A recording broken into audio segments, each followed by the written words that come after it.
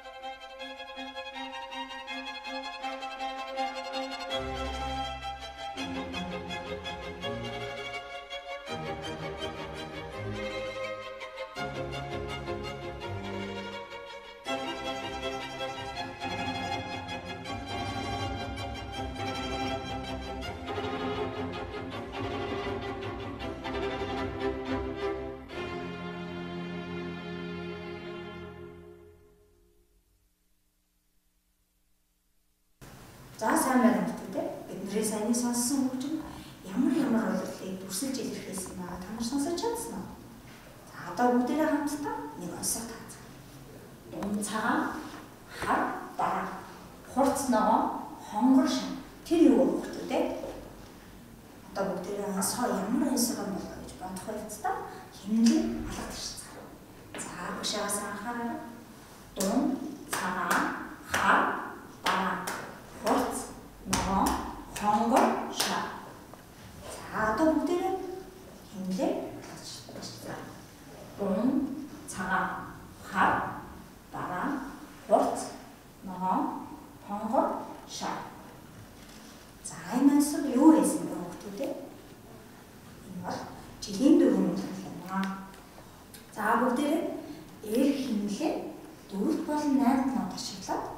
гэртээ бичцгээе гэдэг.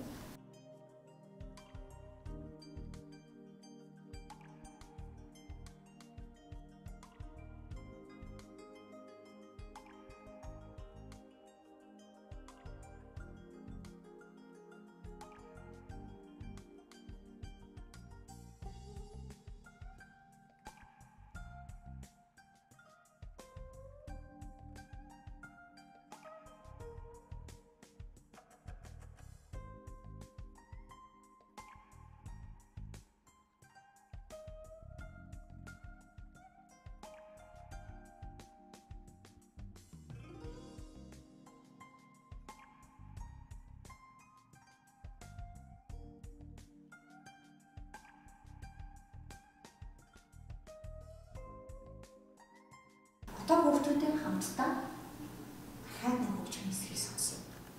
Энэ хөгжим чухам аль улирлыг дүрсэлж байна вэ гэдгийг та нар сонсож тодорхойлно шүү.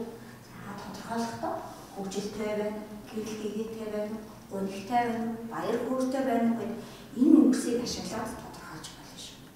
За тэгэхээр энэ үгсийг анхааралтай хөгжмөс сонсцгоо.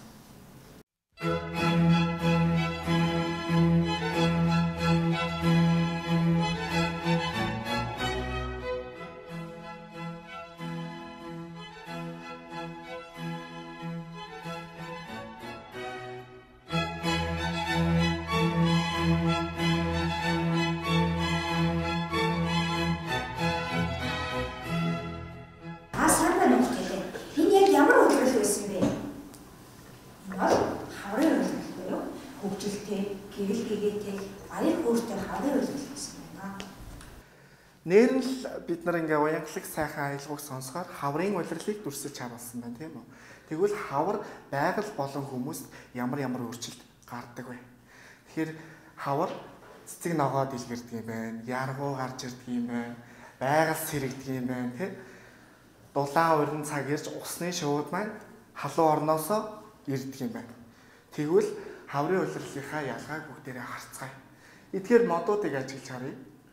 Мод жилийн дөрвөн улиралд яаж өөрчлөгдсөн байна гэдгийг харъя. Тэгэхээр өвлийн улирал маань мод маань ямар ч навчгүй болсон байна. Дээрээс нь мод маань цастай байна. Иргэн тойрон цасаар хүрээлэгдсэн байна. Тэгэхээр өвлийн улирал маш хүүтэй улирал байдаг тийм. Хаврын улирал маань мод цэцгэлсэн байна. Хаврын улиралд мод нахиалж байгаль сэрэгдэг. Зуны улирлыг харъя. Зун мод маань ургаж байгаль дэлхий маань өнгөө нэмсэн байна. Өвлийн улирал, зуны улирал хоёрыг бүгдээрээ харьцуулж харъя. Юугаараа ялгаатай байна вэ? Тэгэхээр улирлын ялгаанаас хамаарч байгаль дэлхий маань өнгөө өөрчилж, байгалийн юмс үзэгдэл өөрчлөгддөг байна. Намрын улирлыг ажиглавал мод шарлаж, навчис ундаг байна. Монгол орн маань жилийн дөрвөн улиралтай, эрс дэрс уур амьсгалтай, хавар, зун, намар, өвөл гэсэн дөрвөн улирлыг хэлждэг. Сая бүгдээрээ хөгжмийг сонсож хаврын улирлыг тодтогдож гаргаж ирсэн. Тэгвэл бүгдээрээ хаврын улирлын зургийг ажиглаад энэхүү зураг дээр ярилцсан юм. Хүмүүс болон байгаль дэлхийд ямар үйл явдал болж байгааг энэ зураг дээрээс харъя. Байгалыг харъя. Мод ургаж эхэлж байна. Энд өвс ногоо үндэслэж соёолж эхэлж байна. Хүмүүсийг харъя. Энд хүүхдүүд модонд шууны үр бэлдсэн байна. Яагаад шууны үр бэлдэж байгаа юм бол мэдээж хаврын улиралд урин дулаан цаг болохоор усны шууд ирдэг. Тэгэхээр шуудад зориулж хүүхдүүд шууны үрийг бэлдсэн байх. Усыг харъя. Хавар цас хайлж байна. Тэгэхээр энд гол урсаж эхэлж байна. Улирал болгон маань өөрийн гэсэн үзэгдэлтэй байдаг. Тэгвэл зуны улирлыг харъя.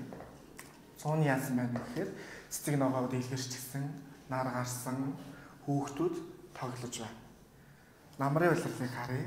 Намар яасан байна гэхээр байгаль дэлхийн өнгөө өөрчилж шарлсан байна. Навчис унсан байна. Хүмүүс дулаан хувцас өмссөн байна. Өвлийн улирлыг бүгдээрээ харъя. Өвөл цас орсон байна. Мэдээж гол маань хүлдсэн байна. Гол дээр хүүхдүүд тоглож байна. Орсон цасаар хүүхдүүд цасан хүн хийж тоглож байна. Та нар хавар, зун, намар, өвлийн улиралд эдгээр зургууд дээр байгаа хүүхдүүдийн хийж байгаа тоглоом, энэ хүүхдүүдийн хийж байгаа үйл явдлыг хийдгүү. Тэгвэл бүгдээрээ эдгээрийг сайтар ажиллаж харъя. Улирлын ялгаанаас хамаарч байгалийн үзэгдэл өөрчлөгддөг. Байгалийн үзэгдэл бас дотроо аюултай, аюул бүрж бас байдаг. Тэгвэл байгалийн аюулт үзэгдлээс бид нар яаж сэргийлэх боломжтой юм бол бүгдээрээ аврагч Мазалайн зөвлөгөөг сонсцгоё. Улирал бүрд байгаль өөрчлөгддөг учраас дэвтэртэй тайлбарлаж бичээрэй. Гэхдээ байгалийн аюулт үзэгдлээс өөрийгөө хэрхэн хамгаалах талаар аврагч Мазалайн зөвлөгөөг сонсцгоё. Тэр жил их хүйтэн өвөл боллоо. Бас цас их орж үлээ. Сониуч хаан, чи хаана байна аа? Чи энд байсан юм уу? Бид Солонгогийн гэрчгээд байгаа нь энэ юм. Танах өвлийн бэлтгэлээ үнэхээр сайн хангажээ. Тийм байна шүү. Бидэнд цас цэвэрлэх хадаас хатгаас өөр ажил байсангүй. Бид эртнээс бэлдсэн юм аа. Ингээд сониуч хаан байна. Ингээд бид та нарт зуудын аюулаас хэрхэн урьдчилан сэргийлэх талаар хэлж өгье. Их цас унж эрс хүйтэрвэл зуд болох аюултай. Тиймээс өвлийн бэлтгэлээ эртнээс хангах хэрэгтэй шүү. Бас өвөлжөөгөө сайн дулаалаарай. Мөн өвс тижэл, хоол хүнс, им тариа, түлээ түш, дулаан хувцаа сайн нөөцлөхөө мартваа. Би бол томоо, харин энэ бол миний дэггүү туслах сониучхан, аврагч Мазалайн. Аюул гамшиг тохиолдоход тэр хизээд бэлэн байдаг. Харин энэ бол миний хамгийн сайн найз Солонгоо. Ингээд бидний түүхээр аялцгаая. Нэг өдөр бид Солонгоог гэрт нь хүргэж өгөхөөр боллоо. Тэгтэл салхи ширүүсэж шуурга дэгтгэн тэр. Бүгдээрээ нэг-нэгнээсээ сайн бариарай. Сониучхан, тисээрээ. Шуурганаар сониучхныгээ золтойл алдчихаагүй. Дулаан хувцалсан учраас л бид шуургыг сүрэн Солонгогийн гэрт ирцгээсэн юм. Ингээд Мазалай бидэнд шуурганы үеэр юу хийх ёстойг зааварчилсан юм. Тэгэхээр хүчтэй шорон болон цасан шуурганаас урьдчилан сэрэмжлэхийн тулд цаг агаарын мэдээ тогтмол сонсож байгаарай. Шаардлагагүй бол гэрээсээ битгий гар. Хэрв гадагшаа гарахаар бол заавал дулаан хувцлах хэрэгтэй шүү. Тэр нэг өдөр манай хотод маш их бороо орлоо. Тэгтэл усны түвшин дээшилж үер боллоо. Аврагч Мазалай бид хоёр бусдад тусламж үзүүлэхээр өндөрлөг газар зогсож байв. Тэрийг хараач, тэнд нэг нохой хөвж явна. Тийм байна. Нохоод одоохон туслая. Бяцхан нохой минь тисээрээ бид одоохон чамайг аварлаа. Бид бяцхан нохойг үерийн аюулаас аварч чадлаа. Түүнийг сониучхан гэж нэрлэв. Үүнээс хойш бид хоёр үнэнч найзууд болсон юм. Сониуч хаан, энэ бол чиний үүр. Үерийн аюул хоромхон зур бий болдгийг бид мэдэж авлаа. Ингээд аврагч Мазалай юу хийх ёстойг хэлж өгөв. Хэрв үер болвол өндөрлөг газар нэн даруй оч. Үерийн усыг гаталж болохгүй шүү. Заавал хүлээх хэрэгтэй. Үерийн аюулаас урьдчилан сэргийлэхийн тулд үерт өртөмтгий газар гэр байшингаа барьж болохгүй шүү.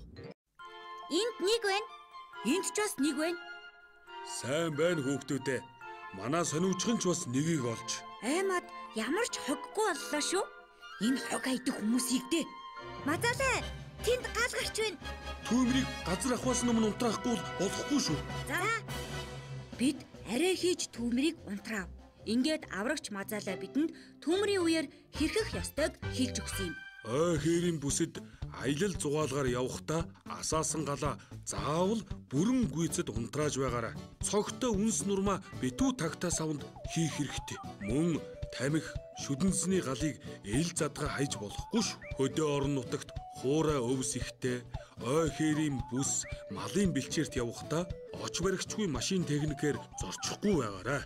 Бид өнөөдрийн хичээлээр улирлын өөрчлөлтүүдийг хөгжмөөр, зургаар яаж илэрхийлж дүрслэлгийг мэдэж авлаа. Аврагч Мазалайн зөвлөгөөг амьдралдаа хэрэгжүүлэхэд хичээгээрэй хүүхдүүдээ. Өнөөдрийн хичээлд идэвхтэй оролцсон хүүхдүүдтэй баярлалаа.